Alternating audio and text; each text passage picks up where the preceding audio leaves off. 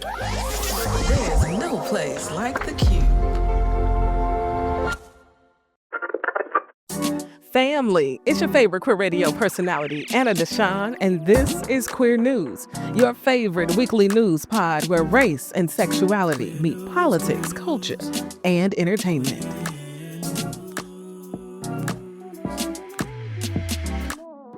I always feel like there's not enough representation. There's not enough people who look like me, who love like me, who share my experience growing up Black and queer. I really wanted this to be a really magical Black queer love letter to the genre. Now that you heard that, are y'all ready for this interview? I'm just saying, that was the voice of author Christopher Murphy. Chris is an activist, artist, and author of the breakout thriller Where the Boys Are and The Other Side of the Mirror. I met Chris during GLAAD's 2023 Black Queer Creative Summit in LA, and we just vibed. And so I'm so glad that I get to introduce him to all of you. And since today is Memorial Day, we'll be dropping the standard episode tomorrow, but I didn't want to miss a Monday release. So here we are. I hope y'all enjoy, and when you're done listening, make sure you check the show notes and get Chris's books, okay? Because we all we got out here. Till tomorrow.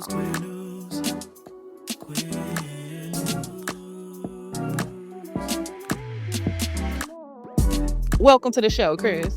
Thank you. So good to be here. Thanks for having me, and I'm a big fan of everything that you're doing. Please keep up the great work that you're doing. Oh, thanks, Chris. And family, I can't wait to tell y'all how we met, okay? But before I do that, I got Chris's bio. Okay, so Chris is an activist, an artist, and an author. He is a shameless thrill seeker, which will make complete sense when you hear about the books he writes, okay? A lover of roller coasters and truly all things that go fast, okay? Chris is that guy, just one of the sweetest people I met at the Black Queer Creative Summit. And that was a good time in LA. That was an amazing time. It was magical, and I miss it a lot. The community, we watched Rustin in a theater together, and there was no better place to watch that movie than in a theater full of Black queer people. Yes, yeah. I definitely miss being in that space, and I'm so glad that we finally got to connect at that event, and we've stayed in touch, so I appreciate that about you. I know. I'm so glad we did. I feel like the universe works in our favor when we align with people. It's not on accident. Exactly. There are no accidents. Absolutely not. Absolutely not. And today we're going to talk about your books, right? You've got 3 out and available right now. You're working on one. Horse as an iron in the fire. Always.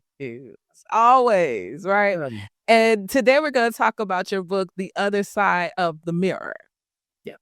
Come on, you better have it on the ready. Now tell us about this book. Okay, so this book, I feel as a Black queer writer, this is the book where I really feel like I found my lane. It is a thriller. I love thrillers, and I always feel like there's not enough representation. There's not enough people who look like me, who love like me, who share my experience growing up Black and queer. I really wanted this to be a really magical Black queer love letter to the genre. This book is about Jace. He is the main character. He's Black, he's queer, he's just trying to have a good, normal life. But the thing is, he's living in Portland under an alias. He's running from his past. He has a secret. And without giving too much away, I'll say that secret is that he is the son of one of the nation's most infamous Black serial killers.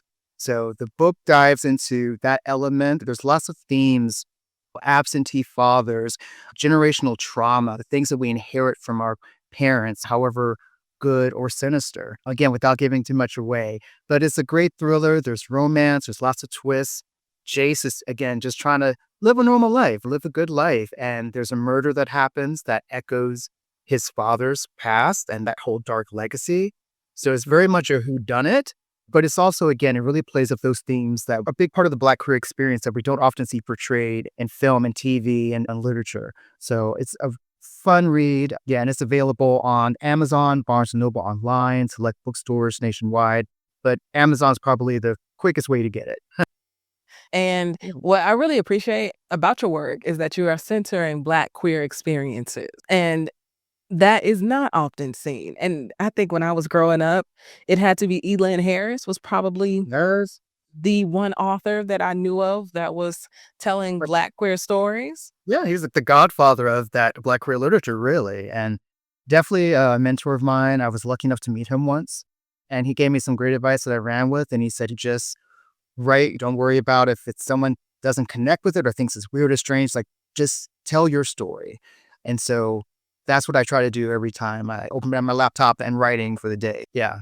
And I would share that advice with anyone who's looking forward to trying to write a book or put out your story. Just tell your story. Don't worry about what people may think about it, because that story needs to be told. Someone's going to connect with that story.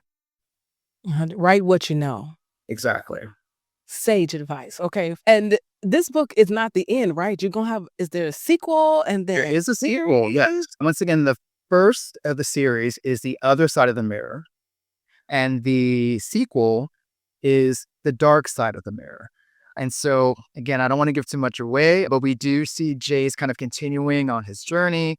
There's romance, in the series. We see his village, queer, trans, diverse characters that you often don't see in literature. So it's a great series and a fun read that'll definitely keep you guessing. Lots of twists and turns, because that's what I personally like. I love when I'm picking up a book and I don't know what's going to happen next. So if you like a good mystery or thriller, this series is definitely for you.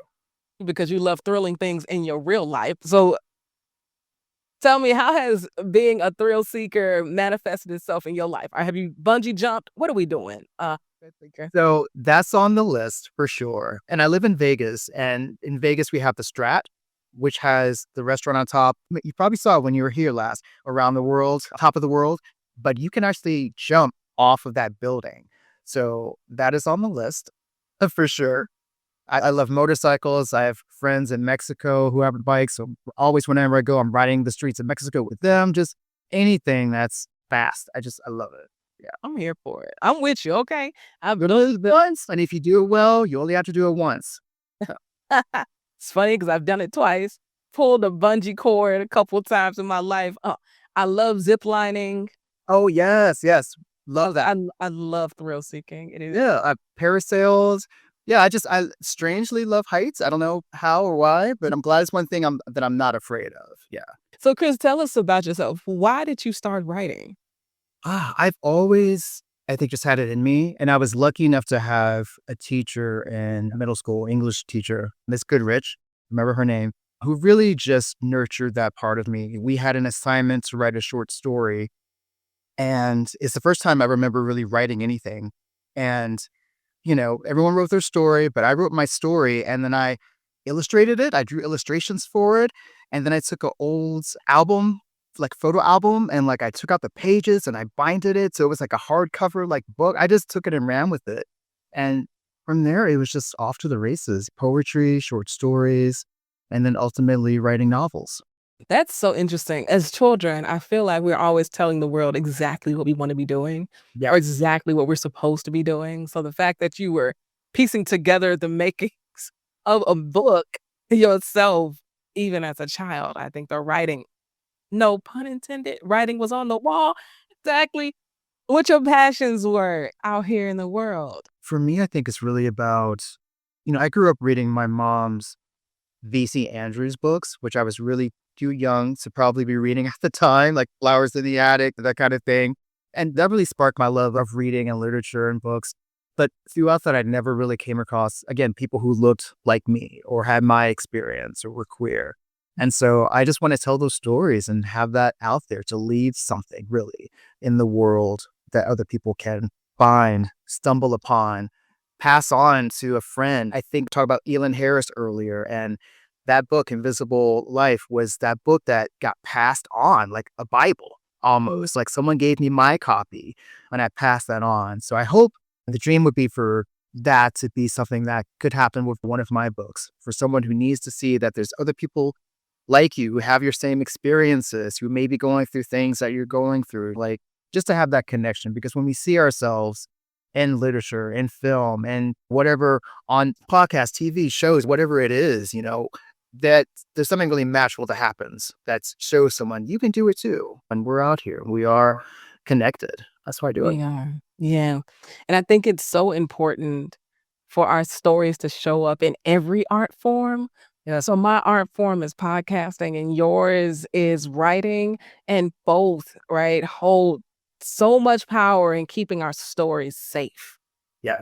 And I think it's so important. And I think that's why right wing Republicans have been committed to banning as many as they can. I mean, this banned book movement has run rampant over the last few years when it comes to Black books, queer books, let alone be at the intersections of any of these. What do you make of all of this?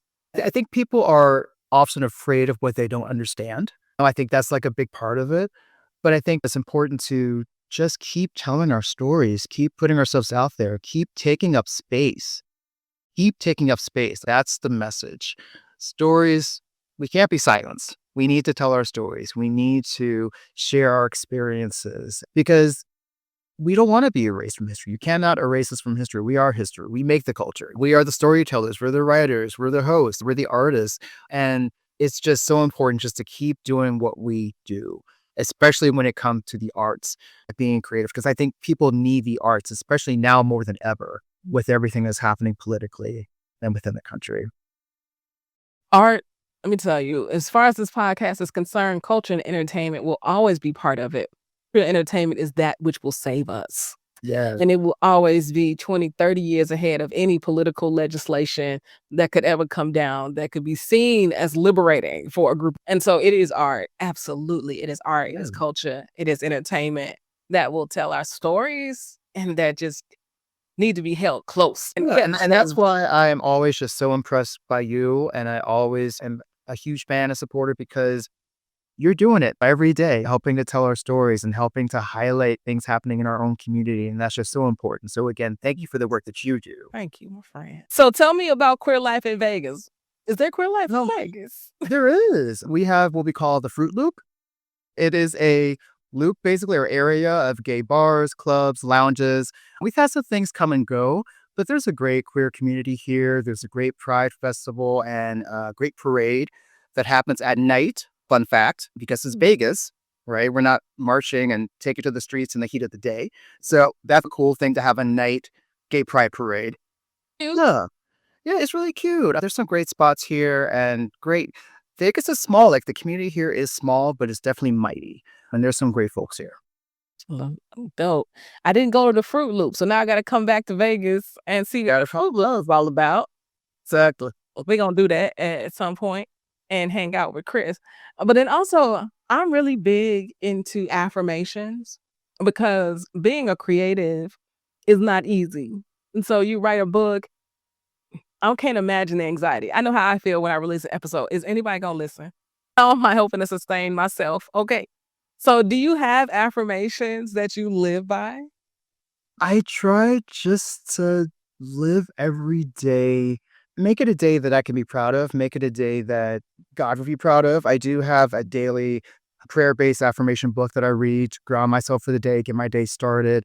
I'm a big list person, so like I write down like the things I want to accomplish for the day. So really for me, it's just about making it a day that is just full of forward moving accomplishments, treating people right, trying to work in some self-care. I think that's the thing as creatives. I'm sure you can relate to this. It's sometimes challenging to work in self-care for ourselves, but just really trying to be the best person I can be every day. That's it. That's it. That's all. Life can really be just that simple, can't it? So, Chris, you already know we do this on E3 Radio where we play queer artists all day long. So I'm wondering, what are you listening to right now? What's in the playlist? So top of the playlist is actually from someone from the Black Queer Creative Summit. He just came out with a new single called Kings, and it was released on MLK Day for Black History Month. It was MLK Day. It was perfect timing, and the message of it is just fantastic. It's Javel and Yanni Blue. Oh, I believe it is their actual stage name, producer names. It's what you would find it under on Spotify. I want to say. love that. It will call Kings. Yes. It's called Kings. All right, family. You got a new song to go check out. Okay. Yanni is good people. So definitely got to check that out. That's what's up. So again, thank you for the work that you do. And thank you again for having me today. Of course, Chris. Of course. Thank you, my friend. Yo, family, the Black Queer Creative Summit brought us together. Okay. And we have stuck together. And I want y'all to know about Chris's books. I want you to tell a friend to go buy the books and support, because truly we are all we got. So Chris, tell them again where they can find you, follow you, and get your books. Yeah, so you can find me, my socials at Christopher Murphy Books. My website is christophermurphybooks.com. My books are available on Amazon online, on Barnes & Noble online, and select bookstores throughout the country. That's it, family. Go do it. Okay, go do a thing. You already know a link is in the show notes. And we are Queer News Done Right. If you enjoyed what you heard, rate and review us inside your favorite podcasting app. This podcast is written and produced by me, Anna DeShawn, and brought to you by E3 Radio, your #1 queer radio station playing queer music and reporting on queer news in high rotation.